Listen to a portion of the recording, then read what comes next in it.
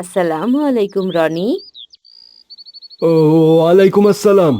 রনি, তুমি আজকাল কাউকেই সালাম দাও না কেন? আমার মনে থাকে না মা। তোমার হাতে ওটা কি?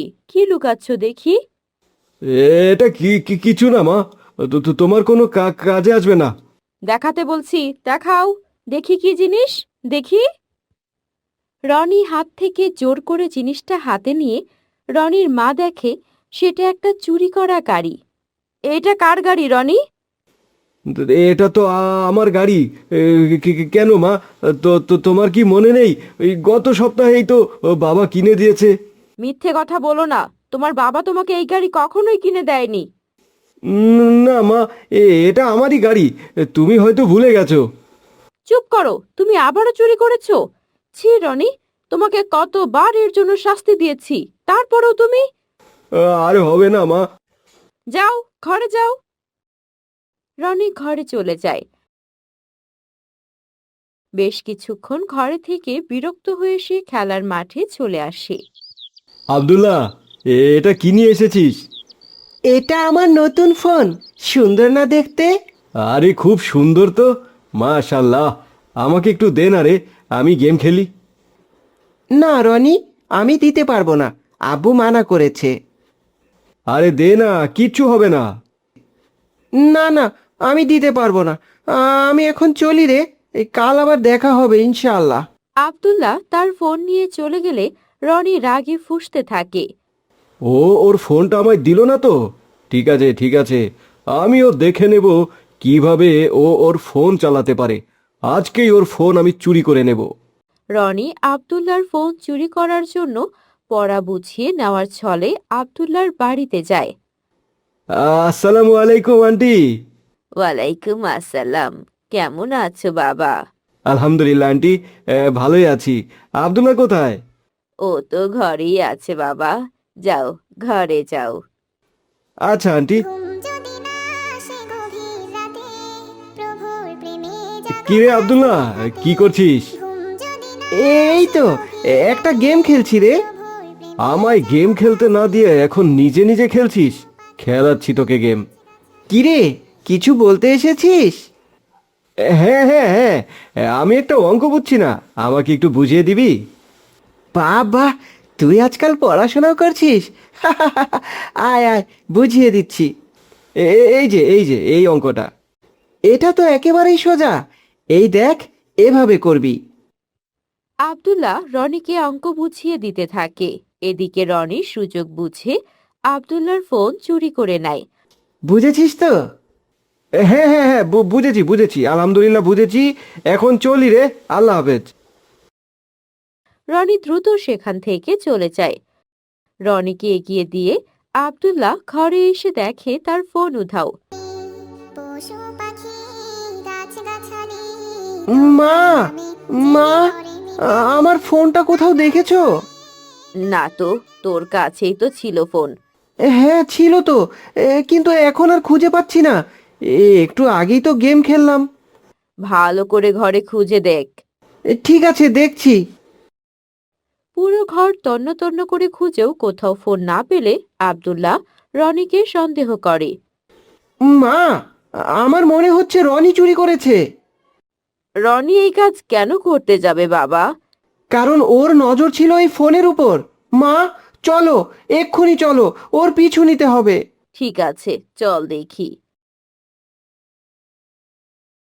ফোন তো চুরি করলাম, এখন এই ফোন বাড়ি নিয়ে গেলে তো সমস্যা। মা যদি একবার টের পায় তাহলে তো আমাকে শেষ করে ফেলবে। এক কাজ করি, এই ফোনটা বিক্রি করে দেই। হুম হুম, তাই করি। আব্দুল্লাহ ও তার মা রনিকে খুঁজতে বেরিয়ে পড়ে। রনি ফোন বিক্রি করতে বাজারের দিকে যায়। এদিকে আব্দুল্লাহ ও তার মা রনির বাড়িতে চলে যায় তাকে খুঁজতে। আসসালামু আলাইকুম আন্টি। ওয়ালাইকুম আসসালাম। কি হয়েছে বাবা? আন্টি, আপনার ছেলে আমার নতুন ফোনটা চুরি করেছে। কোথায় ও? ওকে ডাকুন। চুরি করেছে? কি বলছো? আসলে ভাবি, রনি পড়া বুঝিয়ে নিতে গিয়েছিল, কিন্তু ও বাড়ি থেকে আসার পরেই আব্দুল্লাহর ফোন খুঁজে পাচ্ছে না। বুঝেছি। কিন্তু ও এখনো বাসায় ফেরেনি, নিশ্চয়ই অন্য কোথাও গেছে। ও ফোনটা বিক্রি করে দিতে পারে। আমাদেরকে এখনই বাজারের দিকে যেতে হবে।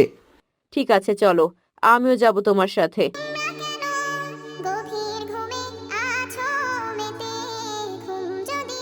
আঙ্কেল, এই দেখুন তো এই ফোনটির দাম কত হবে? কত পুরান ফোন এইটা? আরে পুরনো না, একদম নতুন ফোন। তাইলে বিক্রি করবার চাও কেন? আসলে বাবা মা চায় না আমি ফোন চালাই, তাই বিক্রি করে দেবো আর কি।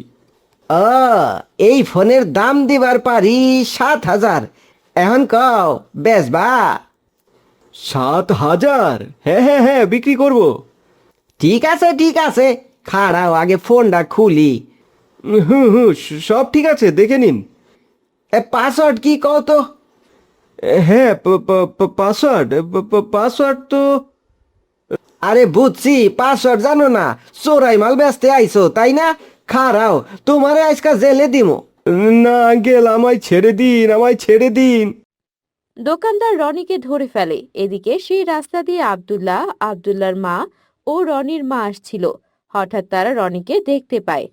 রনি, তুমি এখানে? আহা আপা, এই চুরির মাল বেচতে আইছিল, বাইন্দা রাখবো এখন, তারপর পুলিশে দিমু। ফোন? আমার ফোন ছিল ওটা, দেখি। আরে লক জানো তো? জানবো না মানে? আমাকে দিন, আমি খুলে দিচ্ছি। আব্দুল্লাহ ফোনের লক খুললে দোকানদারের বিশ্বাস হয়। এখন এই পোলারে কি করমু? পুলিশ কি ডাকবো নাকি? হ্যাঁ ডাকুন, ওর সাজা হওয়া উচিত। না আন্টি, বাদ দিন। আমি চাই না ও শাস্তি পাক। আমি ওকে ক্ষমা করে দিলাম। কও কি? মুসলিম দেশে চুরির শাস্তি হইল কবজি থেকে হাত কাইটা ফেলা, আর তুমি ক্ষমা কইরা দিবার চাও? হ্যাঁ, ক্ষমার চেয়ে বড় শাস্তি আর কিছুই হয় না। ক্ষমা তো করবেই। আমি কি এমন ভুল করেছি? ওর অহংকারের জন্যই তো আমি ওর ফোন চুরি করেছি। রনি, আমি কোনো অহংকার করিনি। অহংকার করলে তোকে আজ ক্ষমা করতাম না। আর শোন, চুরি হচ্ছে মহাপাপ, কবিরা গুনাহ। কিন্তু আমি তো মজার ছলে চুরি করি। এই জন্যই আমি তোকে ক্ষমা করে দিয়েছি, যাতে তুই এরপর থেকে মজার ছলে তো দূরের কথা, কখনো চুরির কথা মনেও না আনিস। আমার ভুল হয়ে গেছে রে আব্দুল্লাহ। তোর এই ক্ষমাটাই আজকে আমাকে বুঝতে শিখিয়েছে আমি কত বড় পাপ কাজ করেছি। চুরি করা কবিরা গুনাহ, এটা যে বুঝতে পেরেছিস এটাই অনেক। আল্লাহ পাক আমাদের সবাইকে বোঝার তৌফিক দান করুন, আমিন। এর আগের ভিডিওতে কুইজের সঠিক উত্তর দিয়েছে সুমাইয়া, নুসরাত জাহান, বন্ধন, নওরিন, আব্দুল্লাহ, রহমতুল্লাহ, সঞ্জিদা ইসলাম শিফা, মারিয়া ও আরও অনেকে। আজকের কুইজ হলো ইসলামে চুরির শাস্তি কি? সঠিক উত্তরটি এবং তোমাদের নাম কমেন্টে জানিয়ে দিও। দেখা হবে নতুন কোনো দিনই গল্পে। আল্লাহ হাফেজ।